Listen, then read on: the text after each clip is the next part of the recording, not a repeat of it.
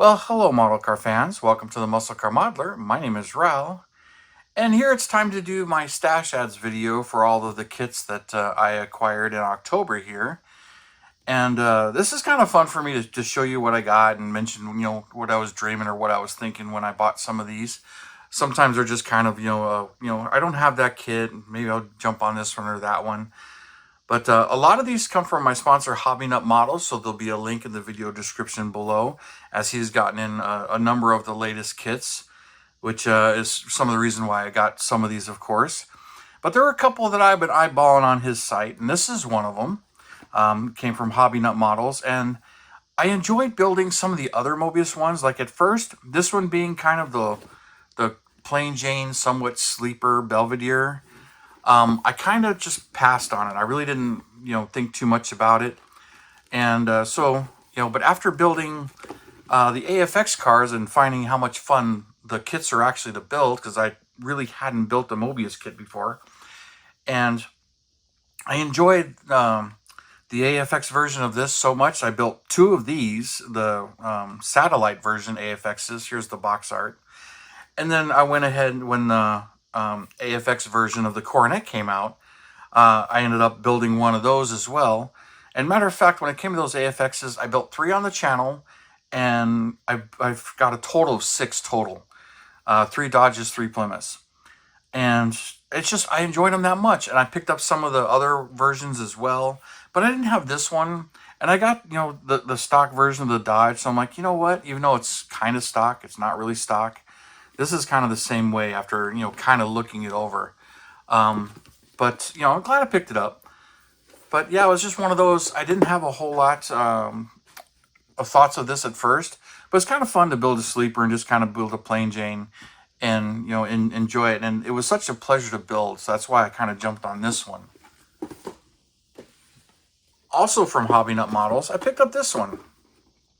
He had it on there for a little while, and I just kept eyeballing it. Now, I do have the Tamiya version of this that you paint the body. I'm not a big Mercedes-Benz person, but this car, the 300 SL Gullwing, I just love the way these things look. They're just awesome looking and everything. And I thought the doors were cool and everything. And, learning a bit more about its race car heritage and tube chassis and some of that stuff, and being the first production car with a mechanical fuel injection, thought some of that stuff is really cool and it's made me appreciate the car even more for what it is, for its time period. But, I have the AMT version. I picked up the painted body. But this clear one, it just kind of intrigued me, and I was, kept thinking that'd be kind of fun to build. Wouldn't have to do any paint or body work to this thing. Just really do the chassis, and you could see all the tubes and everything. So the kit just kind of appealed to me. But, since Mark had it at Hobby Nut Models, I decided, I'll buy this one too. So I went ahead and bought this one. And to me, it's just really, really interesting. So, I want to build one of the stock ones first. I think I'm going to build the AMT one first, because that one's more difficult, and I have built that one in the past. Continuing on, I also picked this one up from Hobby Nut Models, and it's kind of the same thing, where I picked up all the other Novas, the ones that can be built stock or rotted, but I kept hearing from a number of people that this is a fun kit. Now, it's the same kind of thing. Didn't have a whole lot of interest in this particular car, your race car versions, plus it's not the SS body, but it's the plain Jane. But I've heard so many people say that this is just a great kit. And as much fun as I had building those other ones, I said, you know what? I'll pick this one up too, since, Hobby Nut Models had this. So I went on this one as well. So that was my first shipment from Hobby Nut Models. This came in the second shipment from Hobby Nut Models. One of the brand new releases from Revell. This is the hardtop convertible kit. Now, last year they did come out with a coupe kit, the Z51, which, I have that kit and I haven't built it yet. I got to build some more of these modern Corvettes, but I've been doing a lot of Corvettes lately. But a lot of these, building them right out of the box, they're just fun. And I'm kind of looking forward to this one. And I did take a quick look at it. There's a lot of differences between this and a convertible kit. Not just the convertible, the hardtop kit, but not just, the body and the roof. They got a little bit different engine covers, different wings, some other different options, different wheels. So I was a little surprised at how much different it actually is. So I kind of understand why it took an extra year for this one to come out, even though when they showed them, they showed all the tools for both. Also in that shipment is this one. And I've been enjoying building all of these. I've got 3 or 4 built, maybe even more than that. I'd have to count. But I do know I built the 68 L88 convertible. I did it in a green color. Here's that build. Did it on the channel a couple years ago and enjoyed it. But this one, it's got the red line tires and updated decals. But the kit itself is pretty much the same, although it is a 2-in-1. So the first version I built was strictly stock. This one has all the custom parts that's in one of the street versions, which I've got some of those too, but I don't remember those having all the stock parts. So this one's, got everything in there. I think some of them were 2-in-1s. I really have to look them over, but maybe I'll do a kit history or comparison, especially all the 68s convertibles, the race cars, because I've got all those kits and I really haven't built them. I've only built the stock one and some of the 69s, which those were the most fun for me. But I got this one from Hobby Nut Models as well. Now, a couple of kits that I did not get from Hobby Nut Models. This one is one that intrigued me, and because I love my Shelby Mustangs, and these R models are really cool. But this is one of the latest ones from Revell. It's Revell of Germany, and there's going to be some tariffs involved in it, and a little bit hard to get. But I did find somebody in the U.S. that was actually selling it at a pretty decent price off of eBay. So I decided I was going to buy it and spoil myself. Kind of got this for myself for my birthday. My birthday just snuck by. I didn't really advertise it. One thing that cracked me up about this one, nice kit. It really isn't anything different other than decals from the previous ones. But they did a open top box instead of from the side on this one. The other one I got opens from the side and you just pull everything all out. Not the Sterling Moss version, the other version that from a few years back. But decided that I did want to get this one. I did do some reading on the actual car, so it intrigues me. This car did not race in period.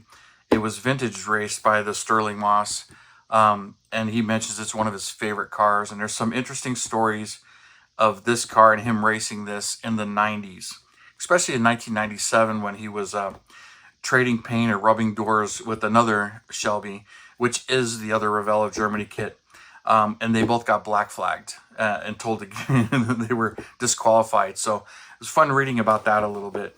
But I do look forward to building this kit. I'll probably build both of those, even though this one really is a 66 and the other one's a 65 R model. But there's a lot more as far as the history go that makes these kind of fun to read about. Well, and since I mentioned that it was my birthday, I got this one as a birthday gift that I was not expecting. The Revell 64 GTO. So thanks, James, for sending me this. I do really appreciate it. And then he had it sent from Burbank's House of Hobbies. That's who he uses. He's here in the Valley. But they also printed up this nice little flyer. I don't even know if he's seen it. So he sent me a nice little flyer that goes in it. So thanking me for my birthday there and everything. So pretty cool. A little bit of a surprise. But, I built a couple of the AMT 64 GTOs. One was a restoration. One was a resin that I cut into a convertible, and that's the one I did real recently. But this one, I'll probably show it. I have an older version of this from 1994. The decals on this one are so much different with a lot more stuff. And the instructions actually tell you how to cut the window frames off because the kit has the window frames, which is shown here, and then cut out here so you can make the coupe or the two-door sedan.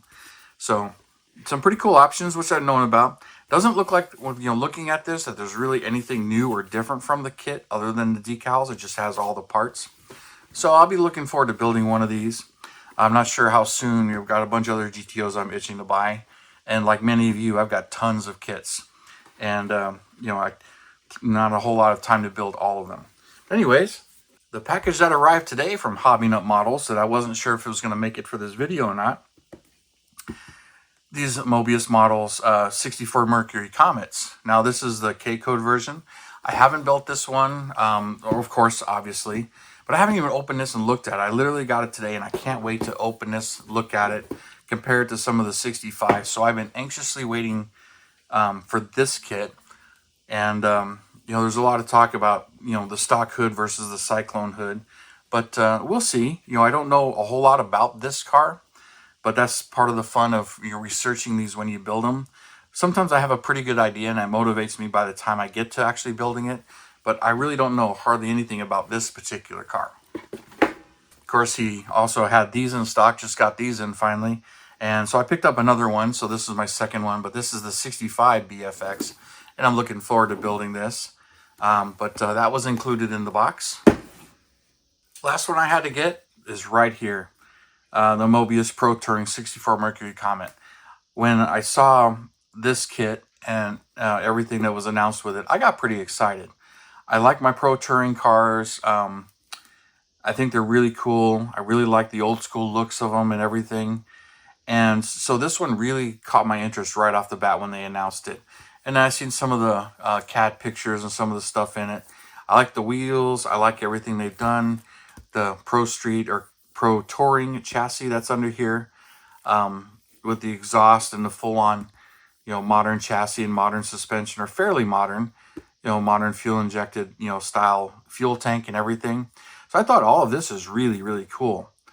And, with the, vintage style interior with the roll bar, but it's got the small block with the Webers. I think that's cool, but I would like this with a little bit more of a modern motor in it. To me, a Pro Touring car should probably have a little bit modern of a motor in it.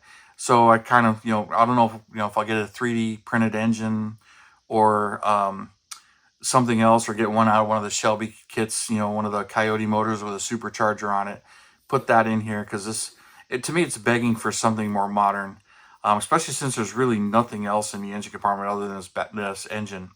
So I like to modernize it and do a little bit something like that. But to me, this is just pretty cool.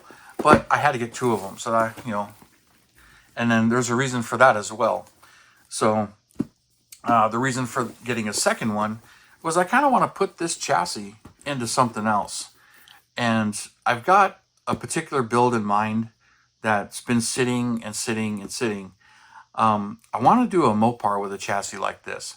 And with that, I've got a resin 70 Dodge Charger RT.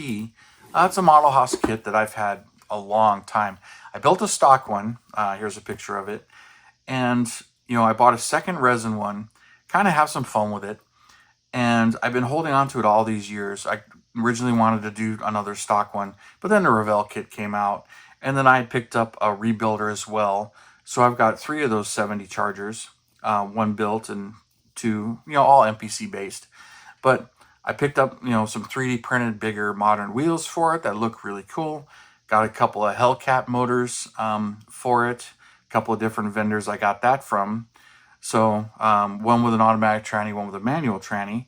So I got a couple of those. But, I was just looking for some sort of modern Pro Touring chassis to put under that Mopar. And I think this is going to be it. So that's why I picked up a second one, see about, kit bashing that into that project, and whether or not I do some sort of WAD body or some other custom. But I want to keep most of the Charger body intact, not go too crazy with the body itself. But I want to have a 70 Charger that has an air grabber system. So I did get another resin 70 Roadrunner hood air grabber that I want to use with that Charger, so I can have a 70 air grabber, scoop on that thing. So that's one of the things that I've always envisioned, and that's, one of the reasons why, I picked up a second one of these. So got my thoughts and my dreams and what I'm going to do with it. But anyways, you guys, that's what I did pick up this month, and quite a few to the stash, but a lot of these just came out. So I was excited to get these, and we'll see how quickly I get excited about building one of these. But, lots of build. I got to get some more of playtime, as that has been really short. So that's why I've been having trouble getting models finished lately. But anyways, you guys, thank you for tuning in, subscribing, all your comments, likes, shares, subscribe. Really do appreciate all of it. You guys have a wonderful weekend, and I'll see you next time.